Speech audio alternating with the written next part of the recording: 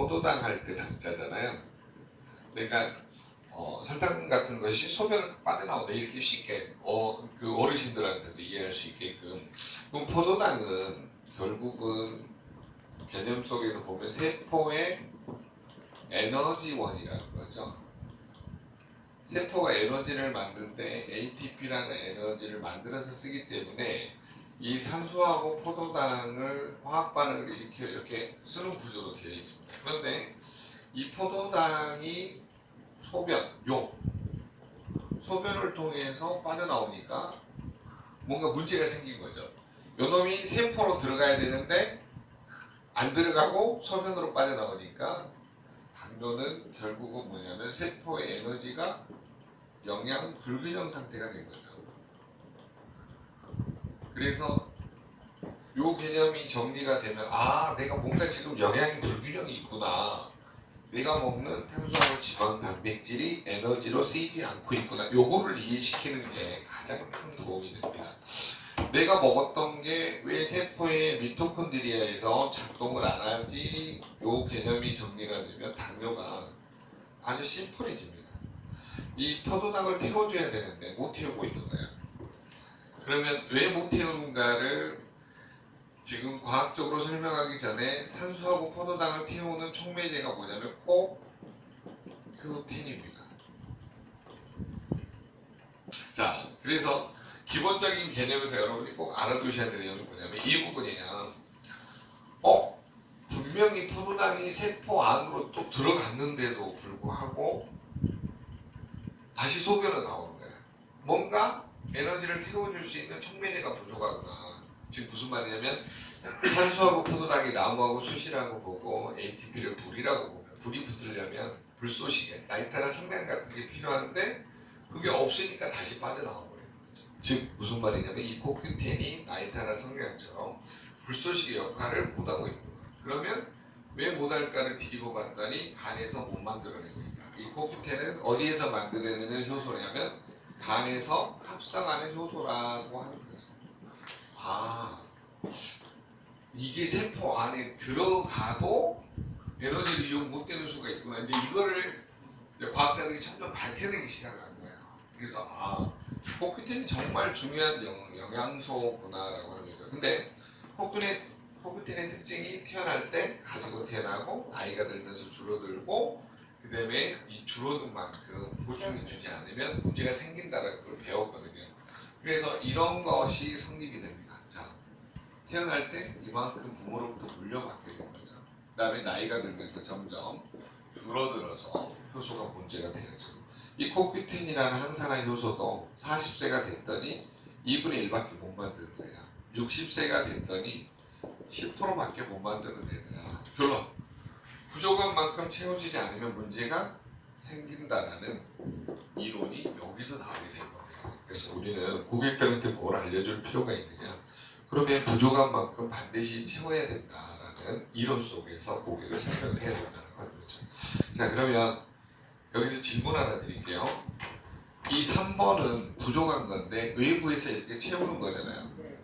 코큐텐이라는 영양소가 외부에 지난번에도 배우셨듯이 소고기, 그 다음에 브로콜리, 시금치, 그 다음에 연어, 고등어 이런 것에 많이 들어있다고 합니다.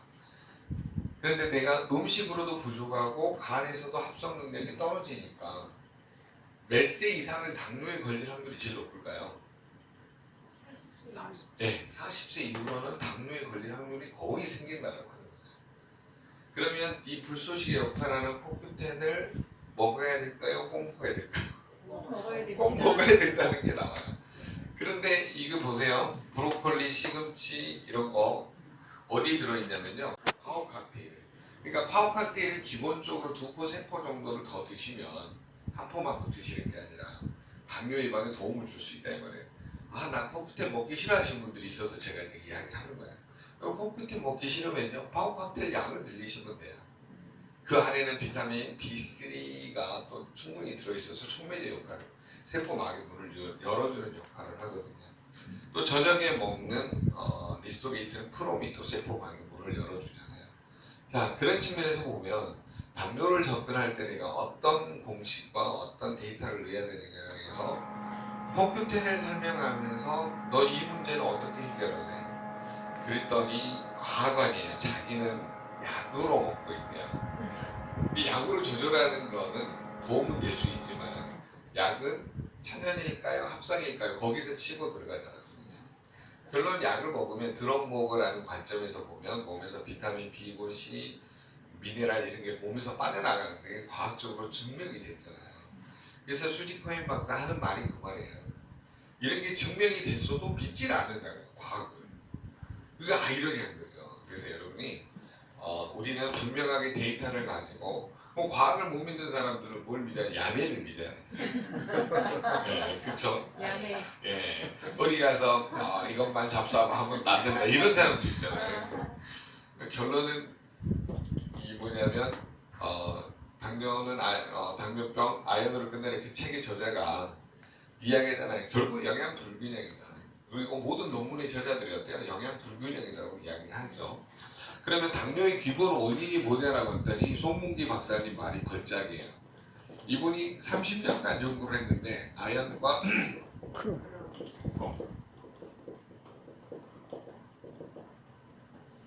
당뇨의 원인을 봤더니 아연과 크롬의 결핍이다라고 하는 거죠. 여러분 아연과 크롬의 결핍이다 그러면 그 말이 고객한테 신뢰감이 있을까요? 없을까요? 없죠. 내가 말했다면 신뢰감이 없겠죠. 근데 우리 송문기 박사님이 이야기하니까 신뢰감이 있는 거예요. 왜? 이분은 당뇨의 전 세계 3대 명인이죠. 전 세계에서 가장 논문을 많이 쓰시고 30년간 미국의 FDA, 뭐 캐나다의 식약처와 더불어서 이 당뇨 연구를 하신 분이에요. 그렇기 때문에 이 논문이 실질적으로 사용되어지고 있고 모든 고객들한테 영향력을 미치고 있다고 하는 겁니다. 자, 그런 측면에서 보시면 당뇨는 기본 메커니즘이 어떻게 보면 굉장히 단순해요. 포도당이 왜 소변으로 빠져나왔을까를 영양학적으로, 해부학적으로, 세포학적으로 생각을 할 수 있는 눈이 있으면 내 당뇨에 대해서 진지하게 생각을 해봐요. 근데 대부분의 소비자들이 어떠냐면 약 먹으면 되지. 약이 만병통치약처럼 인식되는 시대가 돼버린 거예요. 그래서 당뇨를 먹는 약은 임시적으로 혈당을 유지시켜주는 어떤 지지대 역할을 하는 거예요. 그러면서 해야 될 게 뭐냐면 운동 습관, 그 다음에 영양소를 늘려가면서 당뇨에 의지하는 습관이 아니라 당뇨병에서 벗어나려고 하는 이게 필요한데 사람들은 너무 이제 행동에 대해서 제약을 많이 받는다는 거죠. 화면에가 뭐가 보이실 거냐면 이게 보이실 거예요. 췌장 그림하고 베타셀 이게 보이실 겁니다. 자, 12장 옆에 이렇게 뭐냐면 췌장이 붙어 있어요. 그래서 여러분이 이거 붙어 있는 것을 여러분 유심히 보시면 뭐가 보이시냐면 이걸 단면을 무자르듯이 잘랐을 때 이 가운데 있는 게 섬이 하나 보여요. 이거를 낭게르 한스라는 사람이 발견해서 낭게르 한스 섬이라고 표현을 합니다. 여기에 보면은 색깔을 칠해놨죠. 염색체. 원래 있잖아요. 세포에다가 염색을 입혀보니까 색깔이 각각 다르게 보이더래요. 그래서 그냥 염색체라고 한 거예요. 자, 이 안에가 염색을 해봤더니 세 가지 색깔이 나오는데 알파, 베타, 델타라는 게 나온다는 걸 알게 된 거예요. 그래서 알파 세포는 이 저혈당일 때 분비되고요. 베타 세포는 고혈당일 때 분비가 되고요. 델타 세포는 이 알파 세포하고 델타 세포를 조절하는 세포라는 게 밝혀지게 된 거죠. 그런 측면에서 여러분이 지금 화면을 보고 계신 게 알파 세포, 베타 세포, 델타 세포의 역할. 알파 세포는 저혈당일 때 분비되고 글루카곤이라고 하고요. 베타 세포는 고혈당일 때 분비되는 거예요. 그래서 델타 세포는 이 두 개를 뭐냐면 조절하는 소마토스타틴이라는 이 호르몬입니다. 그래서 알파 세포는 글루카곤 저혈당일 때, 베타 세포는 고혈당일 때 인슐린. 이 델타 세포 이거를 조절하는 거는 소마토스타틴. 요 개념만 일단 가장 기본적으로 조금 알아두시면 도움을 주실 수 있습니다. 이제 다시 다시 한번 정리를 해보겠습니다. 지금 제가 당뇨를 가르치는 것은 미국의 UCI 대학의 내분비, 이 내분비 교실, 내분비 학회에서 가르치는 내용들을 근거로 한 겁니다. 지난번에 어떤 교수님이 이거 미국에서 가르치는 내용인데 저한테 이야기를 하셔가지고 그래서 이제 밝히기로 했어요. 왜냐면 그분이 더글라스 킴 박사님 한국에 오셔가지고 대학에서 강의하는 내용을 제가 이제 이게 좀 요약해서 가르치다 보니까 이 제게 아니라는 게 제가 그래요. 지식은요 다 내게 없어요. 남한테 듣고 배우고 한 거를 가르치는 거예요. 그래서 자세하게 이제 다시 설명을 드릴게요. 그러면 인슐린 당뇨에서 제일 중요한 게 뭐냐면 인슐린이라는 개념을 이해를 해야 되는데 이게 난개를 한 사람의 무슨 세포요? 베타 세포. 여기에서 분비된다라고 하는 거를 1차적으로 알아보시면 돼요. 그러면 어느 때 분비가 되냐? 고혈당일 때. 단순 개념에서 고혈당이라는 게 뭐예요? 포도당 수치가 혈액안에 거꾸로 보면요. 포도당이 혈액안에 높다. 그래서 먹어서 단순당이 확 올라가는 걸 고혈당이라고 표현합니다. 이때 분비돼요. 그러면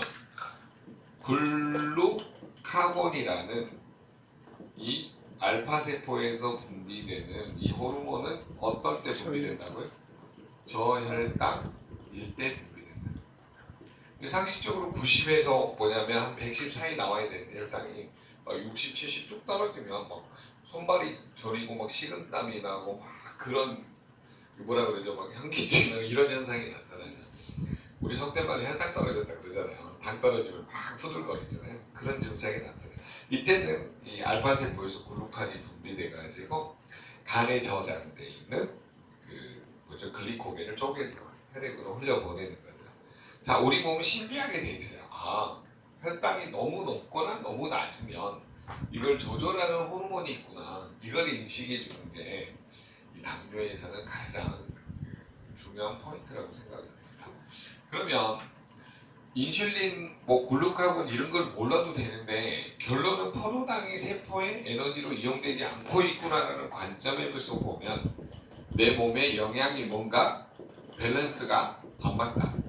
즉 영양 불균형 상태에 도입을 했구나라고 인식을 하는 거죠. 그 당뇨병 당뇨병 아연으로 끝내라 그 책의 저자 일본 그 박사님도 하는 말이 그 말이에요. 결론은 내가 먹는 탄수화물, 지방, 단백질이 체내에서 에너지로 바꾸려면 비타민, 미네랄, 코큐텐, 그 다음에 단백질 이런 밸런스가 맞아야 된다고 하는 거거든요. 근데 대부분의 사람들이 뭐라고 그러냐면 당뇨병, 돼지 감자 먹으면 나서, 여주 먹으면 나서, 또 뭐죠? 뭐 먹으면 나서 이런 것만 길들여져 있잖아요. 근데 그게 아니라고 하는 거죠. 그래서 여러분이 이제 상식적으로 알아두셔야 될 일인데요. 그러면 이거를 서로 조절하는 세포의 호르몬의 이름이 뭐라 그랬어요? 소마토스타틴. 이거는 델타 세포들, 돼지골란지 나와 있는 거. 자, 그래서 이거는 뭐냐면 인슐린하고 글루카곤을 호르몬을 조절하는 거예요.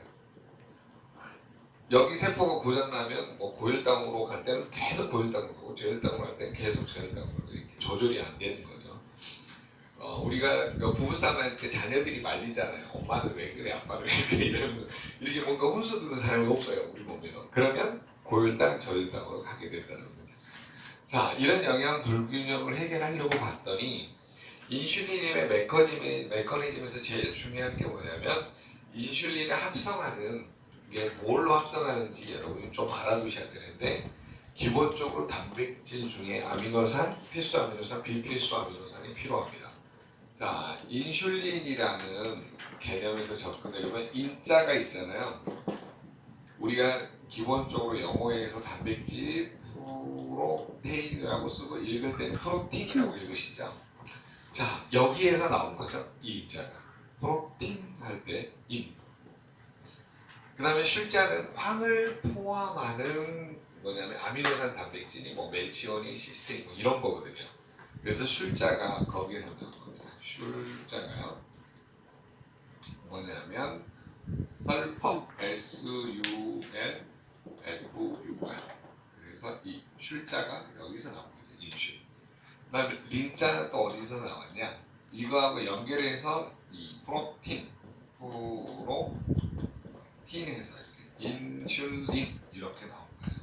아, 그러면 인슐린이라는 호르몬은 단백질을 기반으로 하는데 황을 포함하는 아미노산 단백질을 품고 있구나. 그래서 이걸 과학자들이 연구를 해봤더니 필수 아미노산 11가지, 비필수 아미노산 죄송합니다. 필수 아미노산 9가지죠. 비필수 아미노산이 11가지. 이렇게 20가지. 우리 몸에 필요한 이런 아미노산이 필요하다는 걸 알게 됐어요. 그래서 여러분이 인슐린 조절에 필요한 건 뭐냐면 이렇게 영양이 균등하게 맞아야 된다는 거예요. 그래서 여러분이 웨이 단백질하고 포르쉐이프를 충분히 드시는 게 얼마나 중요한지를 인슐린 합성에서 가장 보여주고 있어요. 그러면 이렇게 인슐린 합성이 되려면 여기에 알파로 뭐가 제일 중요한 거 봤더니 이때 합성에 관여하는 미네랄 아연의 중요성이 대두가 됐다라고 하는 거예요. 세포의 활성도가 높은 곳에, 이게 이제 전문 용어인데 그냥 세포의 활성도가 높은 곳에 아연이 없으면 안 만들어진다는 거를 그 저자가 발견을 한 거예요. 갑자기 이름이 생각이 안 나네요. 생각이 안 나더라고요. 그 박사님의 이론이 그러면 계속 그 역추적한 거예요. 이분이 그 당뇨병 아연을 끝내다가 이분이 약학 박사예요. 그리고 현재 일본에서 약국을 운영하신 분인데 그분이 데이터하고 임상을 모아가지고 그 책을 쓰신 건데 정말 잘 쓰셨거든요. 그래서 이런 측면에서 보면은 우리 몸은 정말 좋은 단백질, 그 다음에 비타민, 미네랄 이게 정말 주요소구나 인체를 구성하는. 그래서 여러분 영양 불균형이 일어나지 않도록 리스토레이트, 단백질, 파워 칵테인, 또 뭐 젠슈츠, 그 다음에 뷰티 이런 거를 적절하게 내 몸에 투자를 하는 게 가장 건강한 삶인 것 같아요. 네. 자, 그러면 아연이 이렇게 필요한 이유, 인슐린 합성에 단백질이 필요한 이유, 이런 거를 개념적으로 우리 말을 하지 말고 그 당뇨병 아연을 끝내라 그 책 있잖아요. 발췌를 해가지고 이성수 선생님 그거 잘하더라고요. 그리고 발췌해서 그 부분 밑줄 그어주면서 설명만 해주세요. 그러면 가장 좋은 데이터가 만들어질 것 같습니다. 그러면 인슐린이 이렇게 이제 합성이 되더라도 여러분 이제 이 베타 세포에서 인슐린이 합성이 되려면 기본적으로 아미노산 단백질. 자, 단백질이 우리 항체 효소 호르몬을 만들어낸다. 기본 개념 정리하실 때 이렇게 쓰시고, 그다음에 여기에 아연이 충분히 있어야지만이 인슐린 합성이 일어나는구나. 책에 논문적으로 나와 있는 걸 우리가 기본 상식으로 한번 보면 좋을 것 같습니다. 그러면 이 인슐린이 정상적으로 합성은 이렇게 되는데 분비가 되려고 할 때 가장 중요한 요소가 있다는 것을 발견을 한 겁니다. 자, 여러분이 지금 안 보이기 때문에 제가 잠깐 보여드릴게요. 이렇게 보시면 인슐린 분비에 칼슘하고 비타민 D3가 필요하다. 요 내용 보이실 거예요. 그래서 자, 지금 보고 계신 분들은 보세요. 인슐린 분비가 칼슘과 비타민 D3가 필요하다는 거예요. 합성에는 아까 아연하고 단백질이 필요하다고 배우셨죠. 그래서 인슐린 분비가 칼슘과 비타민 D3, 이동에는 아연과 마그네슘, 그 다음에 이게 세포막의 수용체 리셉터하고 인슐린이 결합하려면 B3 크롬이 필요하다는 거죠. 그 다음 마지막에 에너지 대사는 코큐텐이 필요하고.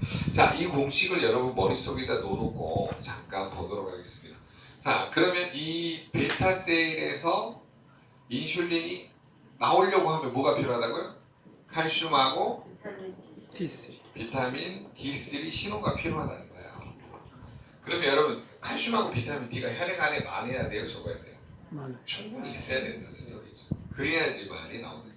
근데 우리 몸에는 비타민 D3가 굉장히 적어요. 한국 사람 특히. 왜냐하면 거의 실내에서만 생활하기 때문에.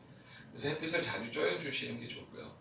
내가 주로 이제 부족하다고 느끼신 분은 리스토레이트를 처음에는 조금 많이 드세요. 그 당뇨 전 단계에 있는 분이 그 뭐냐면 분당의 전 누구 땡땡 사장님이 자기가 혈당 혈당이 보통 300까지 올라가는데 이거를 리스토레이트의 아연과 크롬이 그런 작용을 한다는 인식을 하고 세포를 드신 거예요. 그래요. 아파요? 네, 하루에 9포씩 드셨어요. 그래가지고 300까지 나가는 혈당이 얼마까지 떨어지냐면 160까지가 떨어져요. 그러니까 이분은 혈당 조절이 잘 안 되니까 맨 오후 되면 졸리고 힘이 없고 항상 이러다가 리스토레이트를 엄청 한 달에 진짜 거의 쏟아 부으신 거죠. 그래서 파워칸테일은 약간 그 당 떨어질 무렵에 한 4시나 5시쯤에 한 포를 먹었대요. 안 그러면 같이 먹으면 당이 올라가니까. 그래서 또 이분이 잠깐 생각해 보니까 단백질이 중요하잖아요. 그러니까 웨이하고 프로셰이프. 근데 프로셰이프가 좀 달달해서 올라가니까 웨이 위주로 많이 드시더라고요. 웨이하고 섞어가지고. 그래가지고 또 이제 드셨던 게 뭐냐면 아까 코큐텐 에너지가 있었어요. 제일 중요한 코큐텐 드시고. 그랬더니 당뇨가 지금은 거의 정상화 되셔가지고 굉장히 한 6개월, 한 8개월쯤 지나서 굉장히 많이 회복돼서 돌아다니시고 지금은 사업도 하셔요. VP까지 가셨어요. 자, 그럼 제가 지금 뭘 이야기하려고 자꾸 그러냐면 메커니즘을 이해를 하면 제품이 보인다고 하는 거예요. 네. 그래서 칼슘하고 비타민 D3 어디에 들어있어요? 네, 이거 리스토레이트에 들어있잖아요. 그래서 리스토레이트 양을 늘려보시라는 거죠. 당뇨가 심하신 분은 세포. 여기에 이제 저는 개인적으로 듀오나 코큐텐 또는 웨이 여러분이 적절하게 타서 드시면 무슨 문제가 생기냐면 당이 잘 떨어져요. 네, 그러니까 도움을 줄 수 있다라는 그런 확신이 들 수가 있습니다. 자, 그러면 인슐린 합성이 되고 분비가 된 다음에는 인슐린이 이동이라는 절차를 거치게 되는데 여러분 거기 보시면 인슐린 이동에 관여하는 아연, 마그네슘 이게 굉장히 필요로 합니다. 아연하고 마그네슘이 필요로 한다. 자, 그래서 여러분 인슐린 이동에 아연과 마그네슘이 아연하고 마그네슘 어디 들어있어요? 리스토레이트 들어있다는 거죠. 그래서 혈중 농도를 일정하게 유지하기 위해서 그분 같은 경우는 세포를 드신 거예요. 세포를 살리기 위해서 세포를 먹었죠.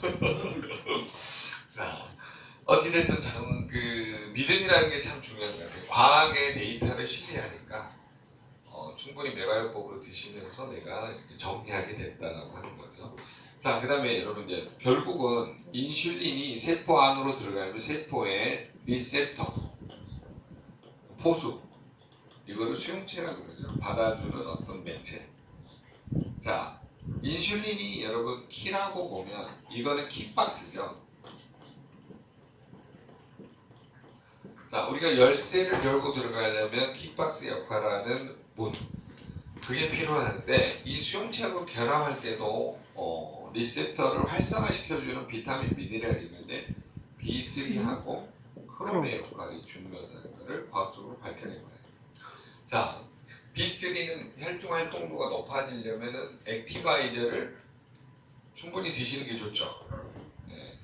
크롬은 리스토레이트를 드시는 게 좋다는 하는 거죠. 그래서 신사례가 러브그룹의 강계식 사장님과 그분 같은 경우는 본인 이름 밝혀도 된다고 그래서 하는 겁니다. 본인의 액티바이저를 하루에 한 통을 다 먹어본 적도 있대요. 그래가지고 얼굴이 하루 종일 빨개가지고 막 불나겠죠, 불나고.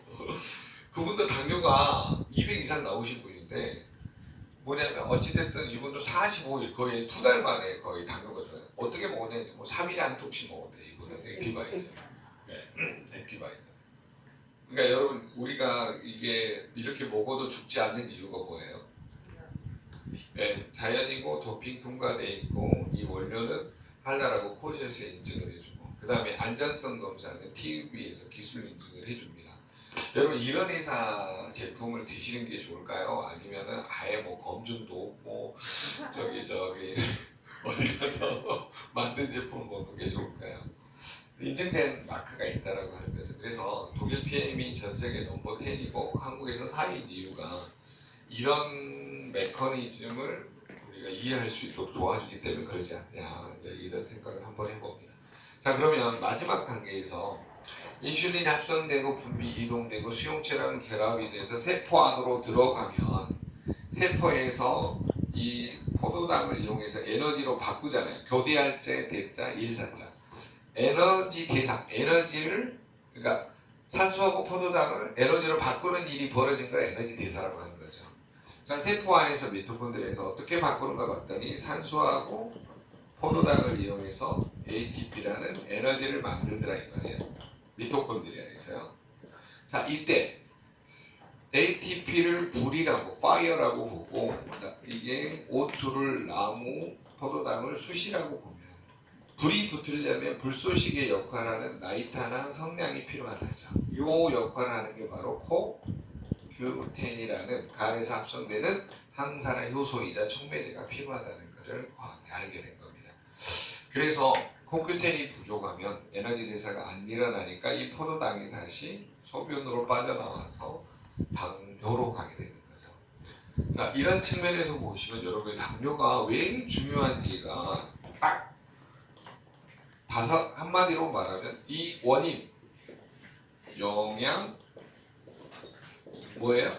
불균형, 이렇게 정의할 수가 있다라고 하는 거죠. 자, 영양 불균형이 일어난 사람들의 가장 큰 문제가 뭐냐면요, 내가 알고도 섭취를 하지 않는다는 데 문제가 있어요. 우리 전달해 보면 그러잖아요. 나 뭐 먹고 있어 그러잖아요. 그러면 흡수도 안 되는 비타민, 미네랄 먹으신 분들이 굉장히 많다라고 하는 거죠. 그래서 그분들에게 정말 이 당뇨 메커니즘을 정확하게 알려주려면 우리가 기본 상식, 그 다음에 책, 그 다음에 영양 불균형의 원인이다, 이 정도는 좀 전달을 해야 당뇨 환자한테 알 수가 있다고 하는 거죠. 그러면 우리가 당뇨 환자를 만나면 당뇨 환자들은 뭐에 민감하냐면 이 수치에 민감합니다. 수치. 왜 그러냐면 메커니즘상 수치가 높아지면 문제가 생기기 때문에 수치에 민감할 수밖에 없는데요. 자, 일단은 공복시 혈당이 가장 중요하죠. 자, 공복시 혈당이 126mg/dL 이하여야 돼요. 포도당 수치가 126 이하라는 소리예요. 쉽게 설명하면. 자, 내가 했을 때 126 이하를 유지해야 되는데 실제로는 뭐 90에서 110 정도를, 요즘 100까지라고 이야기했는데 90에서 110 정도가 가장 스탠다드한 거죠. 그래서 160 이하가 돼야 되는데 이제 이상으로 올라가게 되면은 이제 당뇨에 걸릴 확률이 높아진다라고 하는 거죠. 그러면 실질적으로 병원에서 가장 많이 사용하는 것은 HbA1c라는 당화 혈색소. 쉽게 설명하면 이게 포도당이 혈색소, 헤모글로빈에 많이 붙어 있는 거, 비율 프로테이지를 이야기하는 거예요. 얼마나 소금에 짜려 있냐 이 소리예요. 쉽게 설명하면. 우리 메실액기스 있잖아요.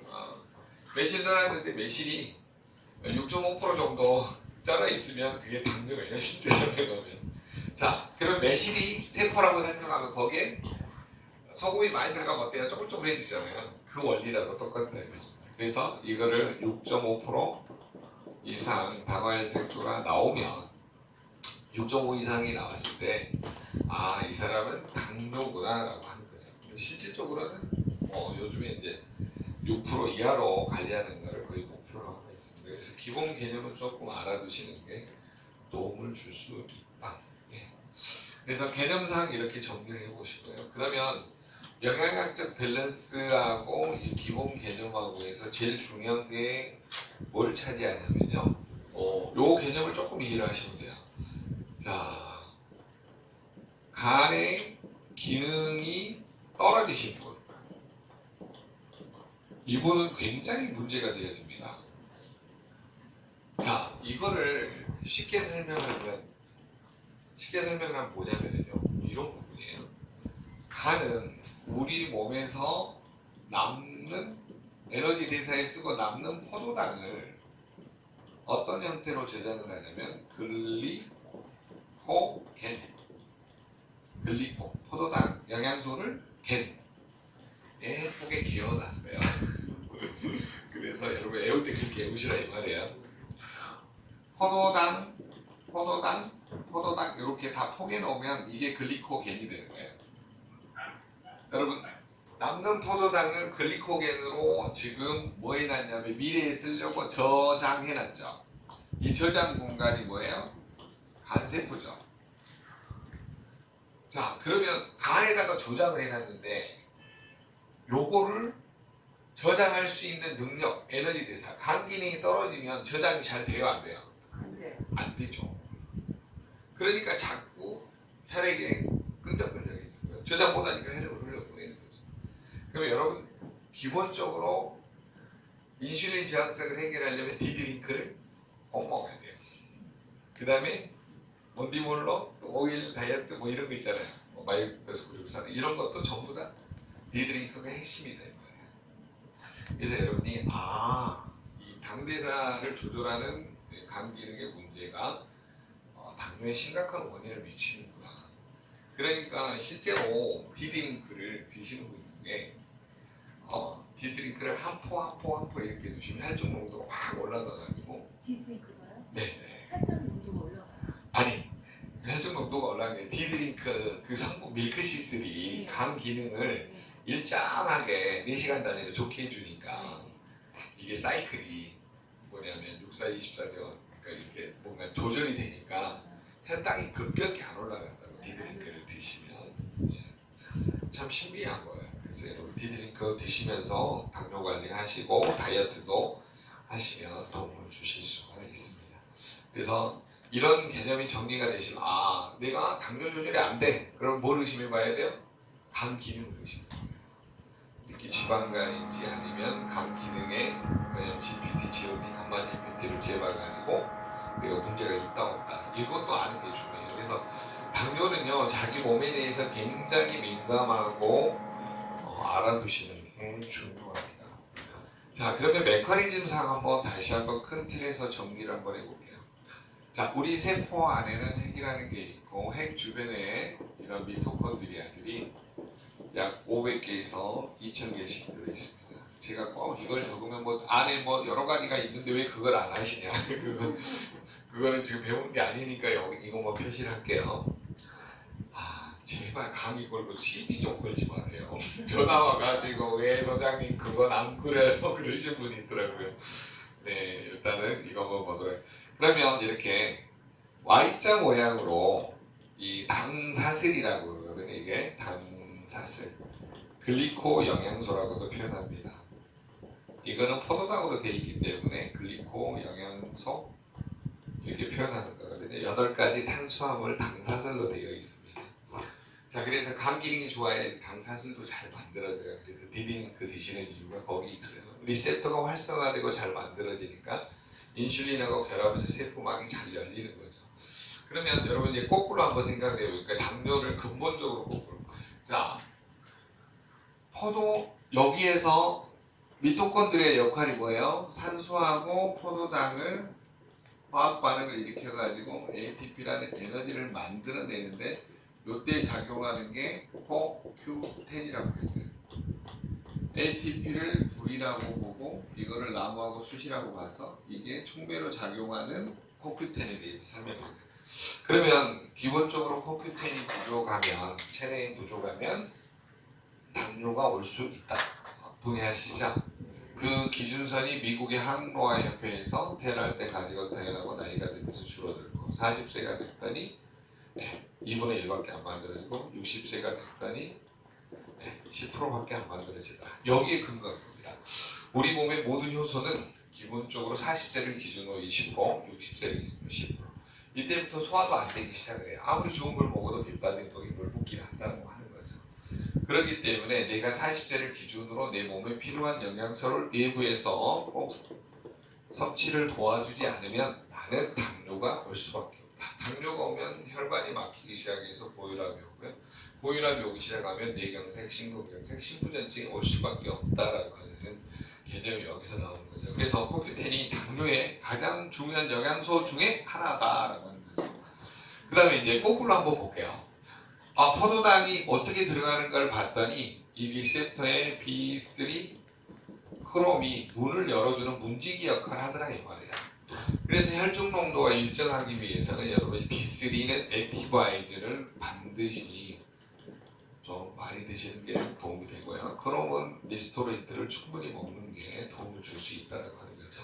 자, 인슐린이 이거하고 뭐냐면 인슐린이 이렇게 생겼다라고 한번 이야기해 볼게요. 이거하고 이제 소통을 하면서 B3하고 크롬이 부족하니까 띠띠띠띠 보내는 와이파이가 딱 중간에 꺼져버리는 거예요. 그러니까 인슐린이 놀고요. 어딨지라고 여기에서 막 헤매는 거예요. 그래서 이 활성도를 높여주기 위해서 B3하고 크롬이 필요한 거예요. 그러면 여러분이 액티바이즈하고 크롬을 충분히 먹으면 어떤 일이 벌어지냐 이렇게 딱 만나게 되는 거죠. 여러분 옛날 똥차 문 열 때 어떤 얘기가 있냐면 B3 크롬 이렇게 열었어요. 자, 우리 세포막의 문을 여는 소리가 B3 크롬이에요. 자, 이렇게 문이 열리기 시작하면 어떤 일이 벌어지냐 주변의 세포막들이 어때요? 이렇게 이제 열리겠죠. 인슐린이 만나는 곳마다. 그래서 인슐린이 수용체하고 만나는 곳마다 세포막이 열려서 혈액 안에 있는 포도당이 어디로 들어가요? 세포막 안으로 들어가겠죠. 그래서 여기 인슐린 미토콘드리아에서 산소하고 포도당을 이용해 가지고 뭘 만들어내냐? 우리 몸에 필요한 에너지를 만들어내는 공식이죠. 근데 코큐텐이 부족해 가지고 포도당으로 나오고 B3하고 크롬이 부족해서 소변으로 나오고 아, 영양 불균형이구나 당뇨는 결국.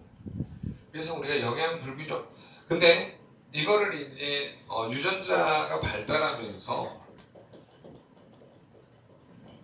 시장에서 어떤 유전자 변이가 일어나면 또 문제가 생기는구나.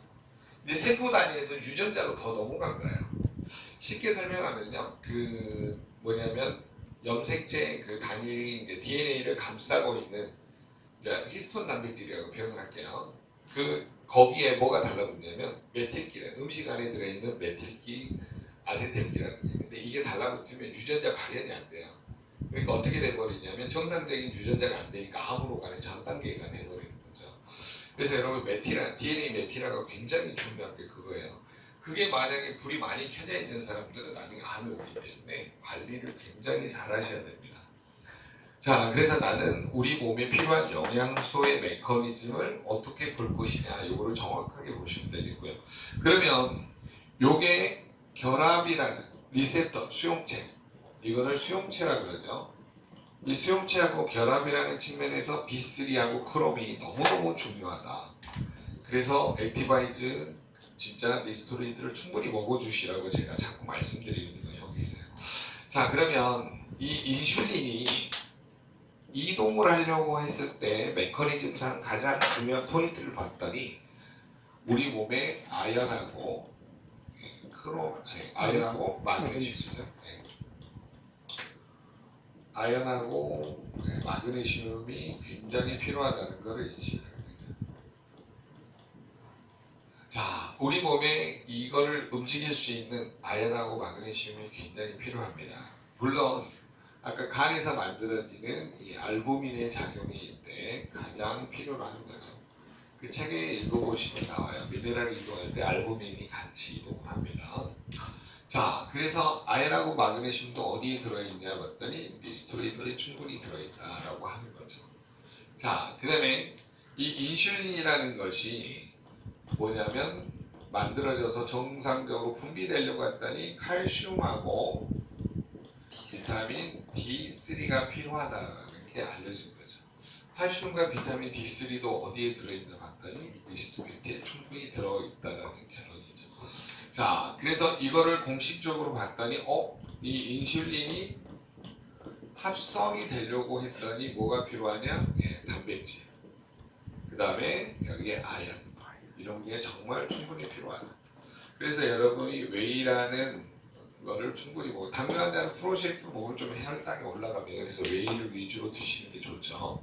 웨이하고 리스토레이트, 액티바이저를 충분히 먹는 게 오히려 당뇨 환자한테는 더 도움을 줄 수가 있고요.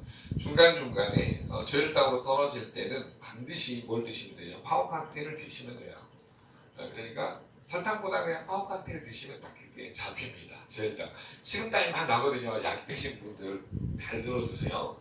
약을 드시고 이런 제품을 드시면 저혈당, 정상혈당이 저혈당으로 떨어지는 경우가 있어요. 그럴 땐 약을 조금 줄이시고 싶으면 그때는 이제 달달한 사탕을 얼른 먹든지 아니면 paucactel을 먹는 게 제일 좋죠. 그럴 땐 또 제슈추 타도 돼요. 당이 있으니까 약간 살짝 도움이 됩니다. 그래서 여러분이 이런 메커니즘을 이해하신다라고 하면 내가 결국 이게 뭐냐면요. 당뇨의 가장 큰 특징은 이거 하나만 외우시면 돼요. 영양 불균형이다. 그러면 밸런스를 맞추려면 자, 아연 지용성인가요? 수용성인가요? 지용성이죠. 칼슘, 비타민 D3 지용성이에요? 수용성이에요? 지용성. 아연, 마그네슘 지용성이에요? 수용성이에요? 지용성. 자, 크롬 지용성이에요? 수용성이에요? 지용성. 비타민 B3는 수용성. 코큐텐 지용성이에요? 수용성이에요? 지용성. 자, 결론 나왔어요. 영양 불균형인 이유가 40세가 되면은 소화효소도 2분의 1로 줄어들어요. 코큐텐도 2분의 1로 줄어요. 내 몸에 산화를 막아준 항산화 효소도 2분의 1로 줄어들어요. 그러니까 아무리 좋은 걸, 담즙산, 이 마이셀을 형성하는 담즙산도 40세가 되면 2분의 1로 줄어들어요. 결국 무슨 말이냐, 내 몸에 필요한 영양소가 제대로 안 들어가면 나는 반드시 당뇨, 고지혈증, 고혈압, 동맥경화에 걸릴 수밖에 없다는 게 바로 이 효소 이론이에요. 그런데 이거를 우리가 했다면 말을 안 믿는데 미국의 항노화협회에서 실질적으로 조사해서 발표한 자료들이라는 거죠. 그래서 여러분이 메커니즘상 고객을 어떻게 설득을 해야 되냐 머릿속에 하나하나 정리를 하셔가지고 이거를 이해시키는 게 가장 도움이 됩니다.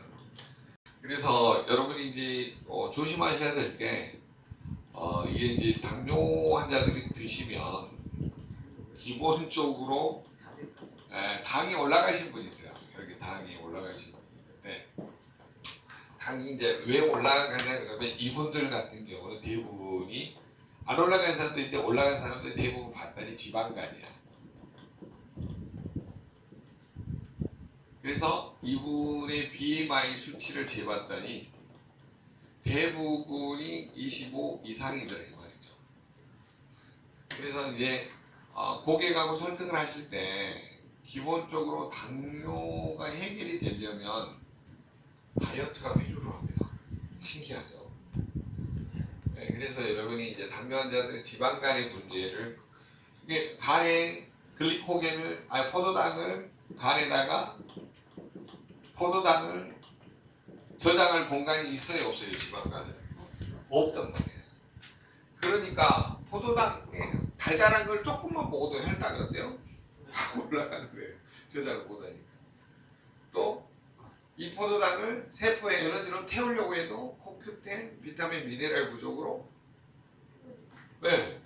안 태워지는 거죠. 그래서 문제가 생겨요. 그러면 우리 몸에서 포도당을 가장 많이 태우는 기관이 뭐냐면 근육이에요. 그러니까 허벅지나 이런 그 몸의 근육량이 절대 부족한 사람은 당뇨에 걸리기가 더 쉽다는 거예요. 그래서 간 기능이 안 좋으신 분들은 대부분 이 식품을 먹으면 혈당이 올라가는 이유가 저장할 공간이 없기 때문이에요. 그래서 이제 그런 거를 막으시려면 디드링크를 먹으면서 조절을 하시고 리스토레이트 양을 좀 늘리고 코큐텐 양을 늘리는 길밖에 없거든요. 근데 처음에는 이렇게 이거를 설명하시면 돼요. 올라갔다 내려갔다 올라갔다 내려갔다 이거를 반복한다. 근데 이거를 이해하지 못하면 드시지 말으라고 하세요. 너하고 나하고 무슨 이거 저기 한다해서 뭐냐면 큰 저기도 아닌데 괜히 왼수질 일이 하고 하면서요. 이걸 이해를 못하면 드시지 말아라. 대신에 이제 뭘 이해를 시켜야 되냐면 이 지방간의 메커니즘 그 다음에 근육의 메커니즘을 설명을 해야 되죠. 자, 우리 몸은 근육에도 포도당을 저장을 뭘로 하냐? 글리코겐이라는 형태로 저장을 한다 이거예요. 그래서 여러분 우리 몸이 이제 혈당이 떨어지면은요, 우리 몸 비상 상태잖아요. 그러니까 아드레날린, 노르아드레날린이 분비돼가지고 아드레날린이 근육에 저장되어 있는 글리코겐 보면은 이렇게 포도당으로 전환을 시켜요. 그래서 우리 몸은 응급상태, 저혈당 응급상태이기 때문에 아드레날린, 그 다음에 뭐 코티솔, 그 다음에 또 뭐냐면 이 아까 글루카곤 이런 게 동시에 분비되거든요. 그래서 혈당은 확 올리거든요. 그러니까 부신의 기능도 좋아야 되고 간의 기능도 좋아야 되고 근육량도 충분해야 된다는 이런 합리적인 영양학 해부학적 결론이 나타난다고 하는 거죠. 그래서 당뇨 환자들은 일단 일정하게 지방간 치료를 하는 게 좋다라고 하는 거죠. 근데 지방간 치료가 안 되시는 이유가 뭐냐면 피하지방, 내장지방 수치가 너무 높아서 그래요. 자, 그래서 당뇨 환자들이 다이어트를 하고 나면 이 당뇨가 해결이 되는 거예요. 그래서 뭔지 모르나 이제 5일 우리 마이너스 하는 파워 다이어트가 도움이 되는 거예요. 이름을 파워 다이어트로 바꾸자. 5일 파워 다이어트. 마이너스 표 5일 파워 다이어트로 한대요. 자, 그래서 여러분이 오영진 사장님하고 항상 방을 만들어 가지고 그렇게 그 다이어트 프로그램 진행을 해보세요. 굉장히 도움이 많이 돼요. 오영진 사장님이 실제로 자기 몸을 가지고 임상하면서 뺐잖아요. 그렇기 때문에 여러분이 한번 해보시는 게 도움을 줄 수 있다는 거죠. 자, 그럼 큰 결론 한번 내려볼까요? 당뇨에 걸리신 분들한테는 뭘 이해를 시켜야 되는 거 했더니 뭘 이해를 시키자? 영양 불균형이다. 요거를 이해를 시키도록 우리가 노력을 해야 된다고 하는 거죠. 그래서 당뇨 환자들이 먹는 약은 어떤 개념을 도입을 하냐면 들어 먹어. 약을 먹어가 아니라 누가 이랬더니 소장님 그 약을 먹으라는 뜻이에요. 그게 아니라 영어로 하면 드럼 멀스입니다. 멀스. 혓바닥에 약간 굴려야 돼요. 멀스가 그 인도 악어 뭐 그런 뜻이래요. 왜 이렇게를 적었는지는 모르는데 약을 먹으면 뭔가 우리 몸에서 이렇게 빠져나가는 개념을 드럼 먹으라고 이분이 정의를 내린 거예요. 자, 당뇨약을 먹었더니 드럼 먹으라는 개념에 의해서 내 몸에서 비타민, 미네랄 이런 것들이 각종 효소들이 이제 이렇게 빠져나간다라는 개념이 정리가 된 거죠. 자, 그러면 결론. 영양 불균형을 이해하고 약을 먹으면 비타민 미네랄이 빠져나가기 때문에 영양을 보충을 하면서 내 몸에 필요한 비타민 미네랄. 그래서 일단 좋은 단백질, 필수 아미노산, 비필수 아미노산이 들어있는 거 이거. 그 다음에 이거를 도와줄 수 있는 미네랄. 아연이 가장 중요한 요소를 차지합니다. 그래서 리스토레이트를 꼭 보시면 되겠고요. 그 다음에 중간중간에 비타민 B3의 영향력이 가장 중요하죠.